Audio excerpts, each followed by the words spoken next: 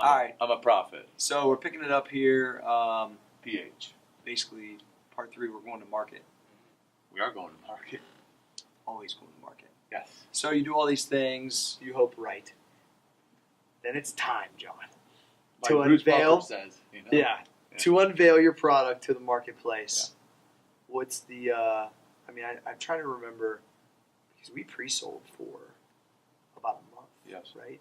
Absolutely. We did a pre-sale. We obviously showcased all the product. We came up with the stack. We didn't tell anybody how it was being delivered. Correct. Which I thought was a really good idea. Right. So for you guys that don't know, it delivers to your door in a sack, which we didn't tell anybody.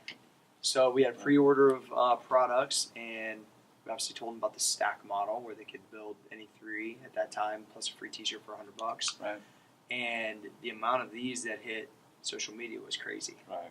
So that was really cool. I think that's the point, right? So Cory's using an example of what we did, but you know, if you're launching a supplement company of your own, you have to ask yourself, okay, so we've done all this work, we've spent all this money, we found differentiators in the marketplace. Now, just because we hit play on a website doesn't mean customers are going to come in.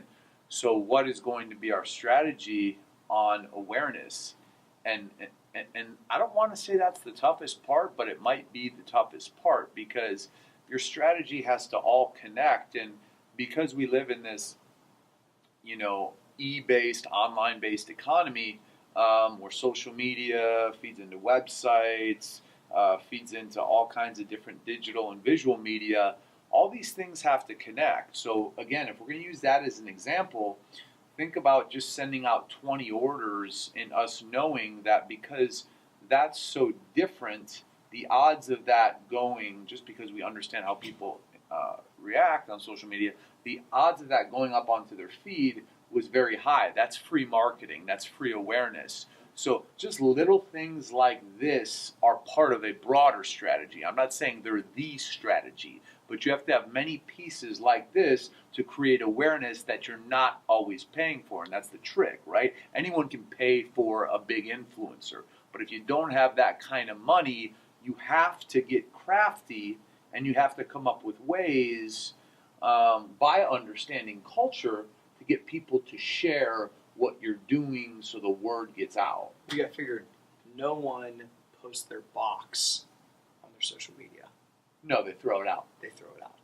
And even if they throw out the sack, probably 5 out of 10 times, if not higher, they're going to post it on some form of social media because it evokes a feeling. So I think we were able to figure out a way to use a piece of, to find a new piece of marketing that most people haven't even thought about. Without a doubt. And one thing Cory said to me early on, because he was obviously in the supplement business before me, is, you know, looking at the successes in the business you're about to start is very important. And why were they successful and why were these people not successful? And when we were looking at one particular success, he was just like, man, get the T-shirt on their back. That was their model. So when we launched our company, it was supplements, but every major order came with our T-shirt. So if you think about what a T-shirt is, sure, it's cool for the person who's buying it, but every time that person wears that T-shirt that comes with the order,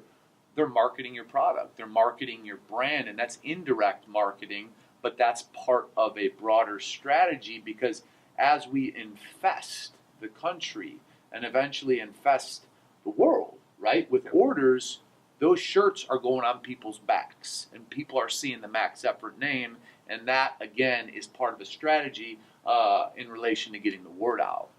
Yeah, which I believe has worked really well. Absolutely. So you can either be a supplement company that relies solely on people who are going to take your pre-workout, take your post-workout, take your protein, and are very health conscious, or you could be a supplement brand that gives people tools to feel a part of something. And everyone wants to feel a part of something. So when you get a Max Effort package and you have the sack like everyone else on Snapchat, and you have the T-shirt and you have the pack, you're part of a group. Yep. And when people see other people, we've heard this, we've heard the feedback. Absolutely. In the gym with Max Effort t-shirts, it's like they're part of a club. That's the beginning stages of building a brand, right? You feel like you belong. I think it's one of those things where you're like, wait, that person gets it. I can't wait to go over and talk to them. Right. And they can. And I've had lots of people say they've like formed friendships in the gym purely because of it. Right. Because they know they probably line up with similar training techniques, mindset, obviously supplement taste, and that's really hard to create. Yep. So I think these are all things that you got to think about, other than just the base of the supplements is how the feeling from them receiving the package to being a part of it. All these things come into play when you're creating a true brand. Right. What are we going to invest in to attract people?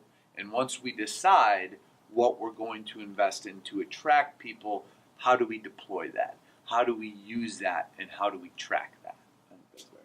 Yeah, it's a good cut. Cory, Johnny.